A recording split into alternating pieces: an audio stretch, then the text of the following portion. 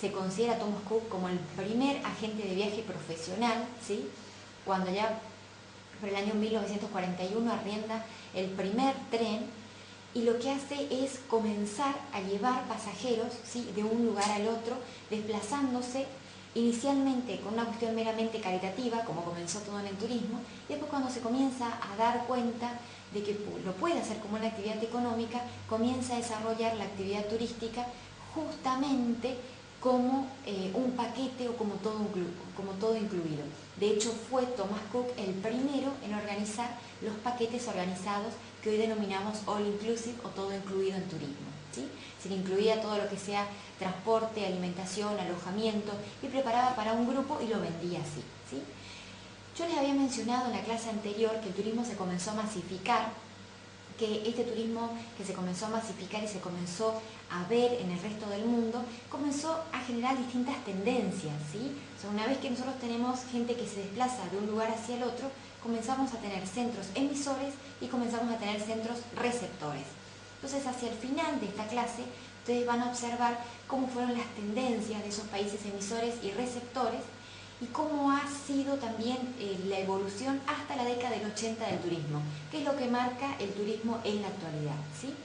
De igual manera, en las clases siguientes vamos a observar las distintas modalidades de turismo que comienzan a raíz de que la gente, justamente que el turista comienza a buscar otras motivaciones, ¿sí? O sea, ya no le basta solamente con el turismo sol y playa, con ese turismo masivo desde antes de la década del 50, y comienza a tener otras motivaciones, otras exigencias, y comienza a necesitar otros productos, otros paquetes, otros destinos turísticos, ¿sí? Entre los precursores que vamos a observar, yo les mencionaba principalmente Thomas Cook, y lo vamos a ver también a Ritz, lo vamos a ver a Pullman, pero inicialmente y principalmente no quiero olvidar de mencionar, por ejemplo, a lo que fue un precursor que fue Nagelmark, que fue quien comenzó con los trenes, con la compañía Wagons Leeds, y comienza con los trenes de lujo. Ustedes deberán recordar lo que fue el Orient Express. Quizás si alguno de ustedes ha sido de leer Agatha Christie o Sherlock Holmes, habrán visto lo que era cómo la gente se desplazaba de un lugar hacia el otro con fines meramente turísticos. Generalmente el recorrido que hacía el Orient Express era desde París hasta Estambul, ¿sí? Y fueron simplemente algunos de los inicios y algunos de los precursores que, si bien no los vamos a encontrar en la diapositiva, no quería pasar de contarles, porque George Pullman fue el primero en comenzar a agregar a los vagones de ferrocarril algunas comodidades. Comenzó con los vagones de salón, con los vagones de comedor, e inclusive comenzó a agregar literas, o sea, lo que serían los vagones o los coche-camas que conocemos en la actualidad. Pero él lo hacía por una cuestión masiva y para aquellas personas que de alguna manera querían viajar con una clase simplemente turista, si se quiere, o una clase media. Pero fíjense que en este caso lo que se logra con los trenes de lujo es apuntar hacia otro segmento de demanda, que es lo que vemos ahora en los ferrocarriles y actualmente y más adelante lo vamos a ver en los transportes terrestres y lo vamos a ver también en la aviación.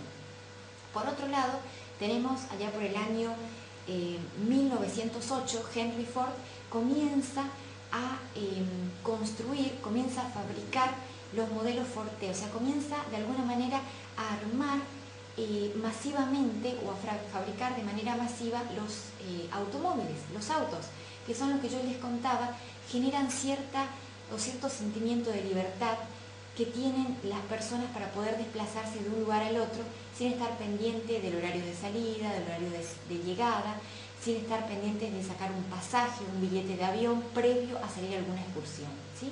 Esto también lleva a revolucionar lo que es el turismo actualmente. Y también lo vamos a considerar a los hermanos Wright, que fueron aquellos que comenzaron allá por el año 1900 con la aviación, ¿sí? Que la aviación comienza con sus primeros orígenes y sus primeras pruebas pilotos allá por el año 1900, pero después a través de la Segunda Guerra Mundial vemos cómo evoluciona, ¿sí?, la aviación hasta llegar a lo que nos afecta a nosotros, nos compete directamente desde el punto de vista turístico, y la aviación transatlántica, los vuelos charter, y cómo esa aviación lo vamos a volcar netamente al negocio turístico. Por último, más que nada es tratar de, para cerrar la idea, que los precursores son simplemente personas que han ideado o que han intentado buscar algún tipo de mejora en algún servicio o en alguna infraestructura que ya estaba en funcionamiento. Y estas infraestructuras, estos servicios que han mejorado, se han adaptado justamente al turismo y han podido y han sido precursores de lo que hoy conocemos justamente para este turismo masivo y este turismo que permite el desplazamiento, no solamente a la clase alta, al noble, como antiguamente lo hacía en la Edad Media, sino que esté al alcance de todos y de toda la comunidad como es actualmente el turismo. Así que les invito, vamos a conocer entonces un poquito más sobre estos precursores y vamos a cerrar esta clase con lo que les contaba de los países emisores y receptores, las tendencias de por qué uno se cataloga como país emisor y otro como receptor, y cómo vamos a ver y cómo ve el mundo actualmente en la década del 80, a partir de la década del 80, al turismo. Bien, como hoy les contaba en la presentación, hablábamos de los precursores del turismo. Yo les mencionaba otros precursores que no vamos a ver en estas diapositivas, pero que sí fueron importantes a la hora de lograr la evolución de servicios, de infraestructuras y de equipamientos que actualmente los utilizamos para la actividad turística. Dentro del principal precursor de turismo lo tenemos a Thomas Cook, que como les había contado fue el primer agente de viajes profesional dedicado al turismo. Él fue el primero en preparar un itinerario descriptivo de viajes con fines turísticos, lo que se denomina el Handbook of the Trip. Fue el primero en realizar una excursión por todo el continente europeo e incluir a los Estados Unidos. Creó el cupón de hotel, que hoy lo conocemos como el voucher, ¿sí?, que lo van a ver también en servicios turísticos, y crea la Circular del Norte, que fue una antecesora de los Travel Check. El mayor aporte fue la excursión organizada y esto de armar paquetes con todo incluido. Otro de los precursores fue George Mortimer Pullman, que lo que hizo fue diseñar un nuevo modelo de coche de ferrocarril, con literas desplegables. Luego lo tenemos a César Ritz, que creó el Ritz de París. Fue el origen de la hotelería moderna. Con más de 10 hoteles a su cargo, hoy Ritz es una de las cadenas más importantes a nivel mundial. Por otro lado tenemos Hans Zinker y Kraft, que esto lo veíamos en las primeras clases, en la clase número 1, cuando intentábamos definir al turismo y al turista, pues fueron justamente los tratadistas más brillantes que tuvo la teoría y técnica del turismo. Augusto Escoffier revolucionó la gastronomía y lo que hizo fue agregar restaurantes a los hoteles, que hasta ese tiempo solamente los hoteles brindaban servicio de alojamiento. La evolución del turismo en América se dieron las principales manifestaciones del turismo en las zonas templadas, y esto estuvo arraigado a las costumbres, porque las poblaciones europeas, las del viejo continente, fueron las que se vinieron a asentar a estas regiones de América. Entonces lo que buscaba la gente era lo mismo que buscaba antiguamente en su continente, las zonas templadas y regiones tropicales. Es así que principalmente la evolución del turismo se dio en el extremo del continente y en las zonas tropicales. Siempre hubo como dos características. En el extremo del cono sur se hizo el turismo como una segunda vivienda con un desarrollo espontáneo. Y en el Caribe y México se hizo un desarrollo itinerante, es decir, ya se desarrolló el sistema hotelero para lograr el pernocte de las personas que visitaban. Los principales países emisores y las tendencias.